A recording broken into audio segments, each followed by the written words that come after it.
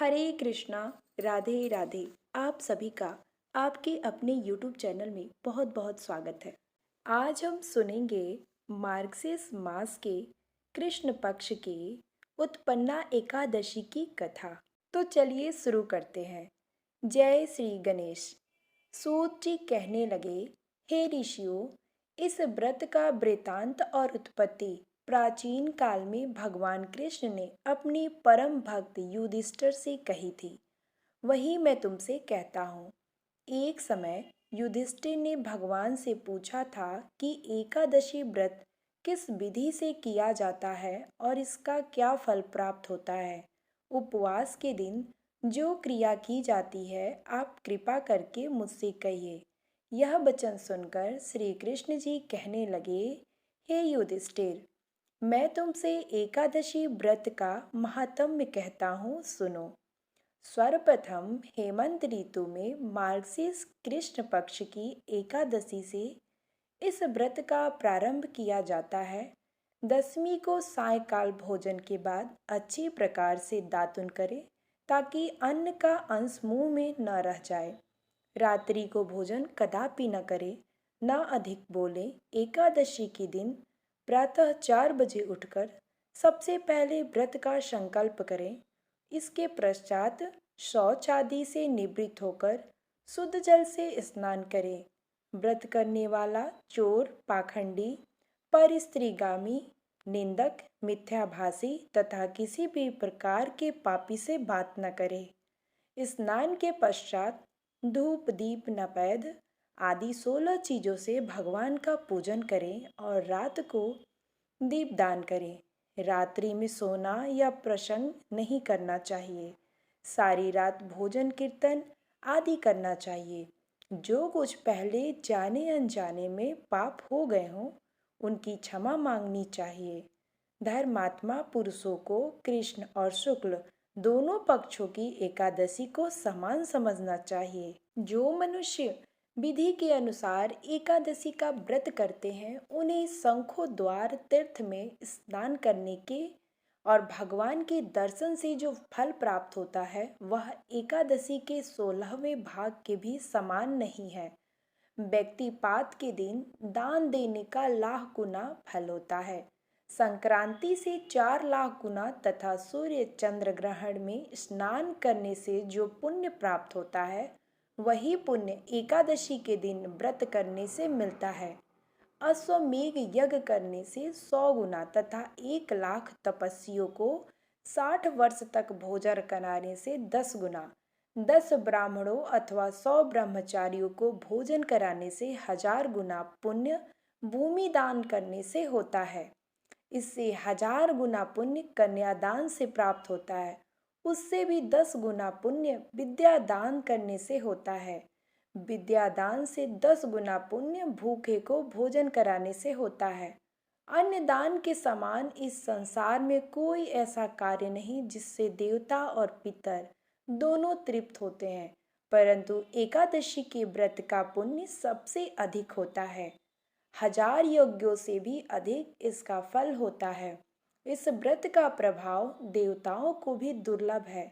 रात्रि को भोजन करने वाले को उपवास का आधा फल मिलता है और दिन में एक बार भोजन करने वाले को भी आधा ही फल प्राप्त होता है, जबकि निर्जल व्रत करने वाले का महात्म्य तो देवताओं भी वर्णन नहीं कर सकते हैं।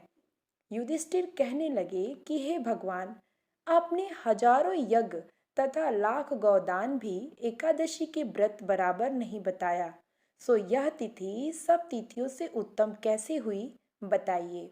भगवान कहने लगे, हे युधिष्ठिर, सतयुग में मोर नामक का दैत्य उत्पन्न हुआ।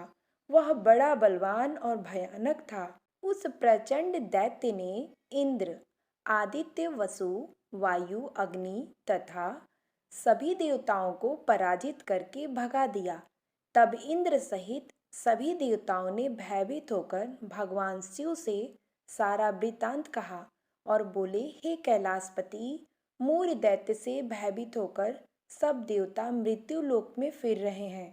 तब भगवान शिव ने कहा, हे देवताओं, तीनों लोकों के स्वामी, भक्तों के दुख का नाश करने वाले भगवान विष्णु की शरण में जाओ, वे ही तुम्हारे दुखों को दूर कर सकते हैं।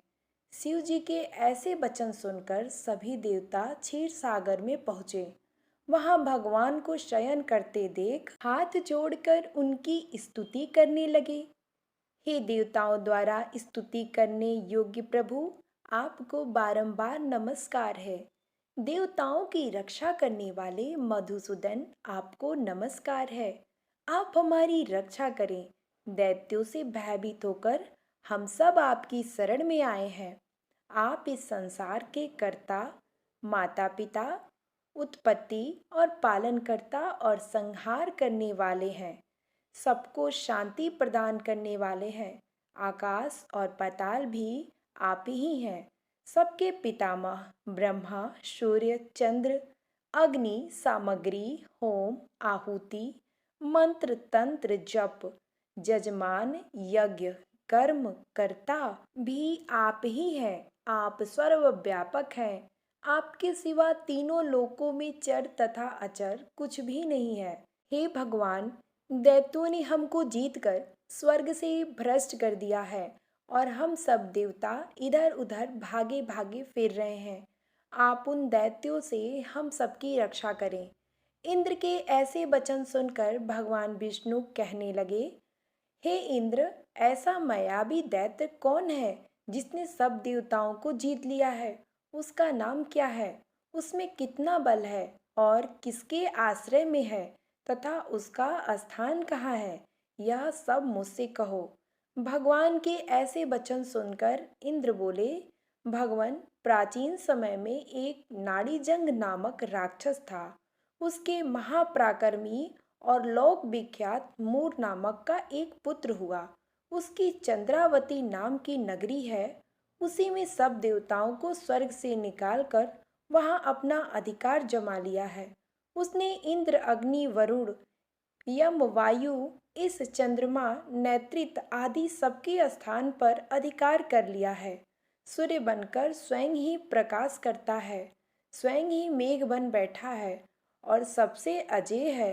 हे असुर निकंदन, इस दुष्ट को मारकर देवताओं को अजेय बनाइए।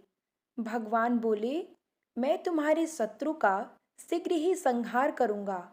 आप लोग निश्चिंत होकर चंद्रावती नगरी पर चढ़ाई करो। मैं तुम्हारी सहायता करने को पीछे से आऊंगा। आज्ञा मानकर देवता लोग वहां आए, जहां युद्ध भूमि में मूर दैत्य गरज रहा था। युद्ध आरंभ हुआ, परंतु मूर के सामने देवता घड़ी भर न ठहर सके। भगवान विष्णु जी भी आ पहुंचे। सुदर्शन चक्र ने चारों ओर सफाई कर दी। एक मूर दैत्य का सिर न काट सका और न गदा उनकी गर्दन तोड़ सकी।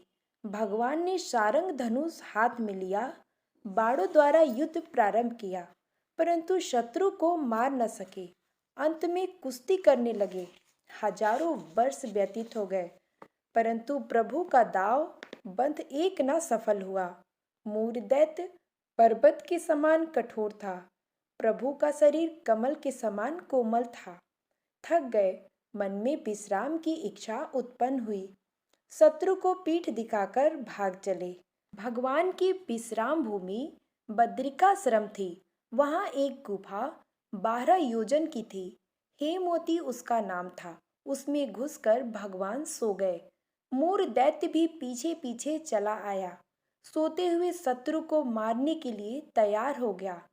उस समय एक सुंदर कन्या प्रभु के शरीर से उत्पन्न हुई, जिसके हाथ में दिव्य शस्त्र थे। उसने मूर के अस्त्र और शस्त्रों के टुकड़े टुकड़े कर दिए, रथ भी तोड़ दिए। फिर भी उस सूरवीर ने पीठ न दिखाई। कुश्ती करने को कन्या के समीप आया। कन्या ने धक्का मारकर गिरा दिया और कहा, यह मल्ल युद्ध का फल है। जब उठा तो उसका सिर काटकर कहा, यह ठग योग का फल है। मूर की सेना पाताल को भाग गई। भगवान निद्रा से जागे तो कन्या बोली, यह दैत्य आपको मारने की इच्छा करके आया था। मैंने आपके शरीर से उत्पन्न होकर इसका वध किया। भगवान बोले, तुमने सब देवताओं की रक्षा की है। मैं तुम पर प्रसन्न हूँ, वरदान देने को तैयार हूँ। जो क्रुद्ध मन से इच्छा हो प्रकट हो मांग लो। कन्या बोली, जो मनुष्य मेरा व्रत करे उसके घर में दूध पुत्र धन का विकास रहे, अंत में आपके लोक को प्राप्त करे। भगवान बोले, तू एकादशी तिथि को उत्पन्न हुई है, इस कारण तेरा नाम एकादशी प्रसिद्ध होगा। जो श्रद्धा भक्ति से तेरा व्रत करे उसको सब तीर्थों के समान फल मिलेगा। घोर पापों से उद्धार करने वाला तेरा व्रत होगा। ऐसा कहकर भगवान अंतर्ध्यान हो गए। पतित पावनी विश्व तारिणी का जन्म मार्गशीर्ष मास के कृष्ण पक्ष में हुआ। इस कारण इनका नाम उत्पन्ना एकादशी प्रसिद्ध हुआ। एकादशी मैया की जय, विष्णु भगवान की जय। एकादशी के दिन सुनी जाने वाली चालीसा। विष्णु सुनिए विनय, सेवक की चित लाए, किरत कुछ वर्णन करूं, दीजे ज्ञान बताए। नमो विष्णु भगवान खरारी, कष्ट नशावन अखल बिहारी। प्रबल जगत में शक्ति तुम्हारी, त्रिभुवन फैली रही उजियारी। सुंदर रूप मनोहर सूरत, सरल स्वभाव मोहिनी मूरत। तन पर पीतांबर अति सोहत, बैजंती माला मन मोहत। शंख चक्र कर गदा विराजे, देखत दैत्य असुर दल भाजे। सत्य धर्म मद लोभ न गाजे, काम क्रोध मद लोभ न छाजे। संत भक्त सज्जन मन रंजन, दनुज असुर दुष्ट नंदल गंजन। सुख उपजाए कष्ट सब भंजन, दोष मिटाए करत जग सज्जन। पाप काट भव सिंधु उतारण, कष्ट नसा कर भक्त उबारण। करत अनेक रूप प्रभु धारण, केवल आप भक्ति के कारण। धरणी धेनु बन तुम ही पुकारा, जब तुम रूप राम का धारा। भार उतार असुर दल मारा, रावण आदिक को संहारा। आप बराह रूप बनाया, हिरण्यकश्यप को मार गिराया। धर्मतस्य तन सिंधु बनाया, 14 रत्न को निकलवाया। अमिलख असुरन दंड मचाया, रूप मोहिनी आप दिखाया। देवन को अमृत पान कराया, असुरन को छवि से नहलाया। कुर्म रूप धर सिंधु मझाया, मंद्राचल गिरि तुरत उठाया। शंकर तुम फंद छुड़ाया, भस्मासुर को रूप दिखाया। वेदन को जब असुर डुबाया, कर प्रबंध उन्हें ढूंढवाया। मोहित बनकर अखिल नचाया, उसहि करके भस्म कराया। असुर जलंधर अति बलदाई, शंकर से उनकी लड़ाई। हार पार सिउ सकल बनाई, किन सती से छल खलक जाई। सुमिरन किन तुम्हें शिवरानी, बतलाई सब विपत कहानी। तब तुम बने मुनीश्वर ज्ञानी, वृंदा की सब सुरति लुभानी। देखत तीन दनुज शैतानी, वृंदा आए तुम्हें लपटानी। हो स्पर्श धर्म क्षति मानी, हना असुर उर शिव शैतानी। तुमने ध्रुव प्रहलाद उबारो, हिरण्यकुश आदिक खल मारो। गणिका और अमाजिल तारे, बहुत भक्त भव सिंधु उतारे। हरहु सकल संताप हमारे, कृपा करो हरि सिरजनहारे। देखऊं मैं निज दर्श तुम्हारे, दीन बंधु भक्तन हितकारी। चाहता आपका सेवक दर्शन, करहूं दया अपनी मधुसूदन। जानू नहीं योग्य जब पूजन, होई यज्ञ स्तुति अमोदन। शील दया संतोष सुलक्षण, विदित नहीं प्रतिबोध विलक्षण। करहूं आपका किस विधि पूजन, कुमति बिलोक होत दुख भीषण।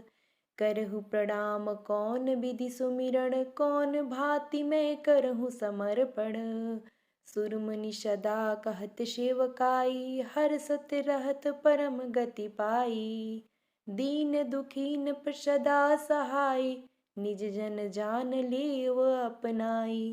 पाप दोष संताप नशायो, भव बंधन से मुक्त करायो। सुत संपत्ति दे सुख उपजायो, निज चरणन का दास बनायो। निगम सदा ये विनय सुनायो, पढ़े सुने जो जन सुख पायो। इस कथा को पढ़ने वाले सुनने वाले सबकी भगवान मनोकामना पूर्ण करें और सबको मन चाहा वरदान दें, सबके घर में सुख शांति दे। कहानी पसंद आए तो वीडियो को एक लाइक जरूर कर दें।